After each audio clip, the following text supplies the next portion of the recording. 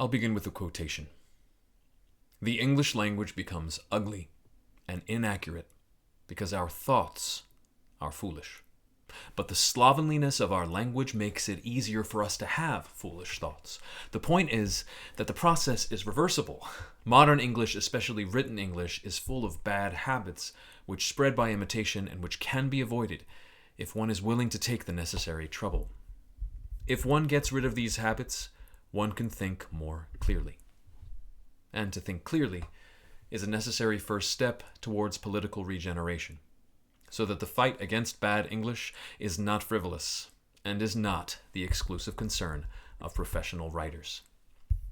The great enemy of clear language is insincerity." Now you can pause on this frame if you'd like to read that quotation or the following paragraph through again at your own pace.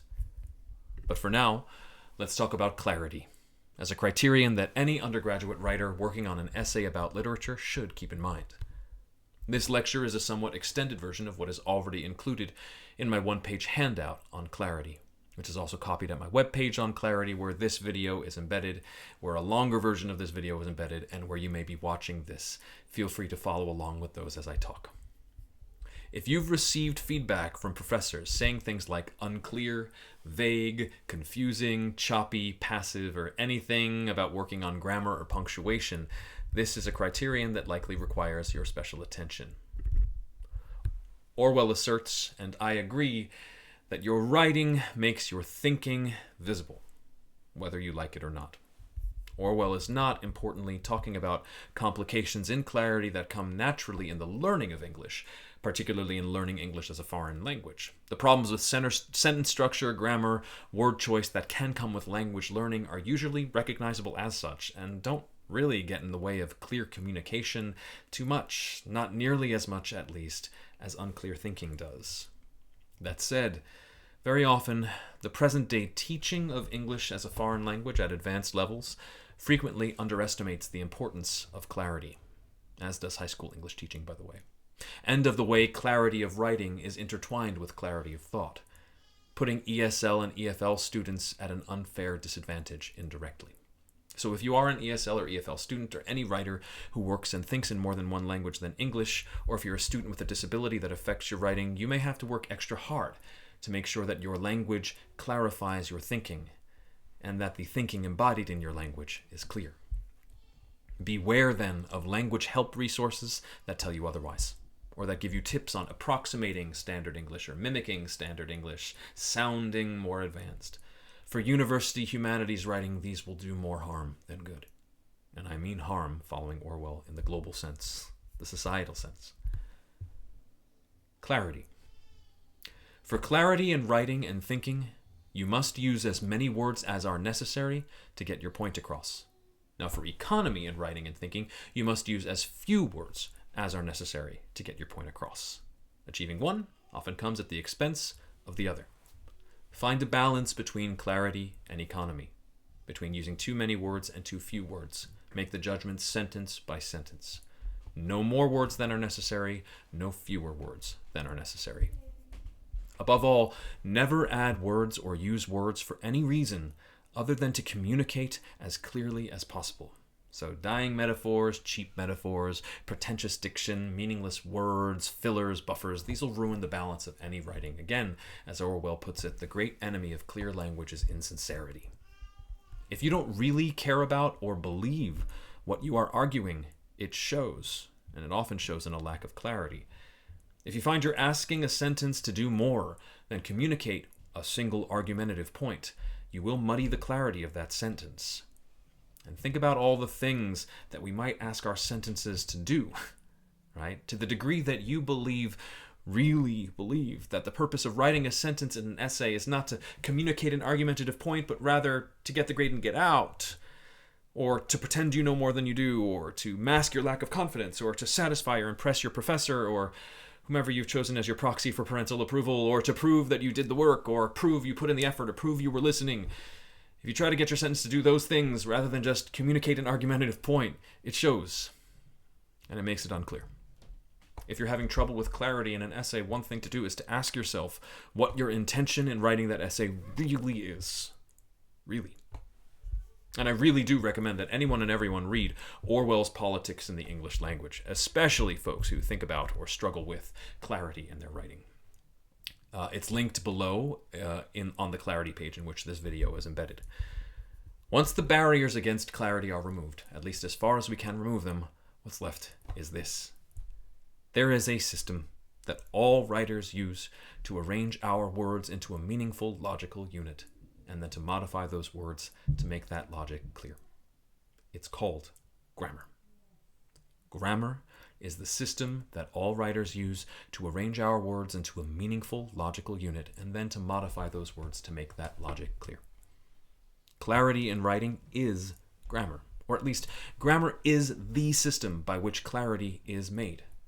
Grammar is not an obscure set of arbitrary rules for students to memorize, contrary to what may have been your experience in high school, at writing centers, in ESL or EFL training, or on whatever twee grammar blog you may be in love with. Grammar is probably the element of writing to which literary scholars and book lovers attach the most emotional baggage.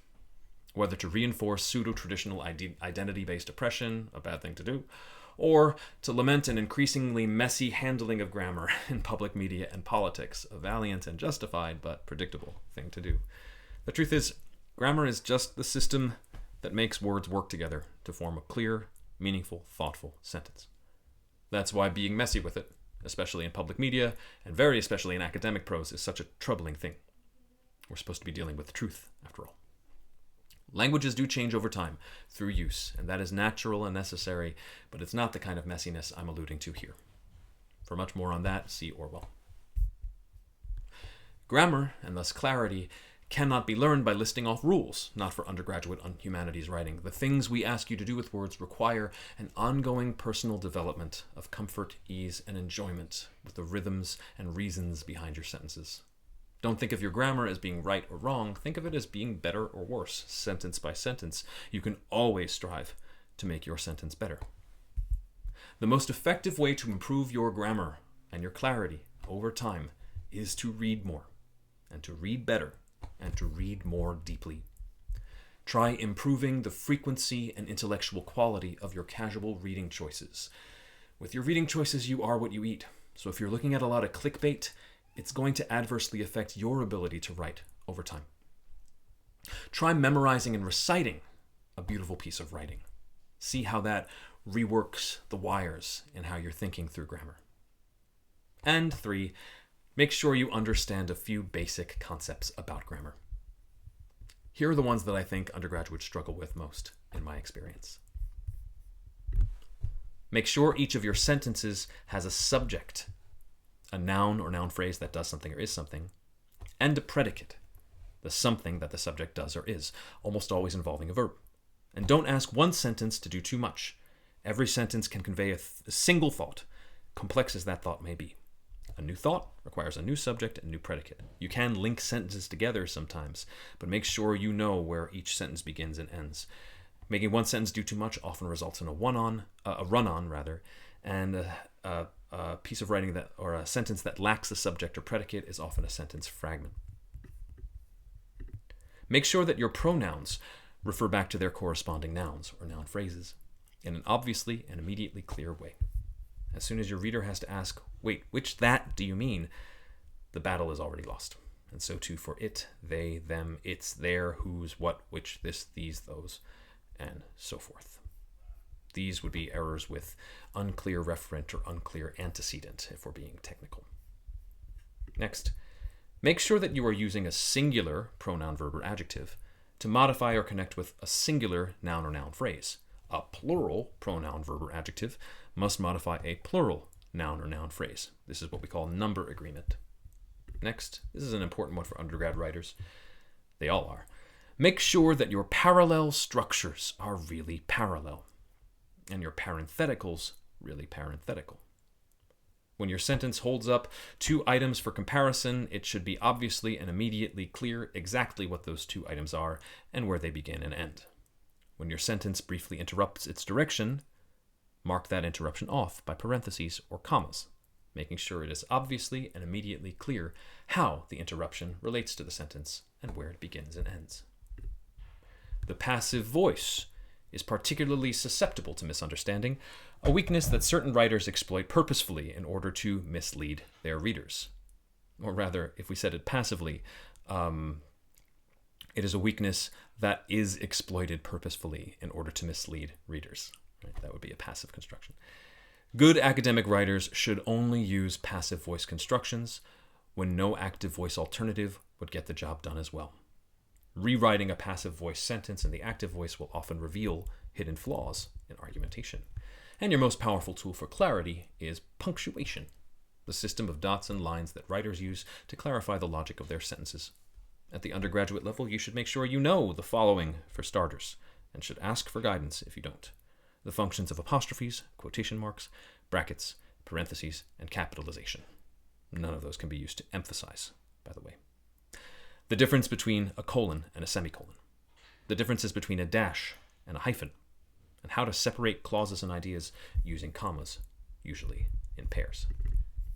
So, if you'd like to hear a more in-depth discussion of any of those points, my recommendation would be come to office hours. This is where office hours are most essential. If any of these fundamentals is not crystal clear to you, attend office hours to chat it out and find the way that will make it feel like yours, which it is. I, for one, could talk about any of these things for hours. And in fact, in an earlier take of this lecture, I did talk about it much longer, and it went too long. So there's an extended version of this lecture, the first take, which you will find embedded at the bottom of this page if you are watching it at the webpage on Clarity and otherwise in our Google Drive file. So if you'd like to hear me expand a bit more on these, you can look at that extended version. Otherwise, it is identical, pretty much, to the lecture I'm giving now. As you work to refine your grammar, I have two more things I'd like to encourage you to do with it. First, think about using your grammar as show your work. Math problem sets, like in math, often require you to show your work. That is, the solution to the equation itself is only acceptable if you've shown the full process of arriving at that solution. Essay writing is the same. A sentence is only acceptable to the degree that its full internal logic and its connection to prior sentences is made thoroughly visible.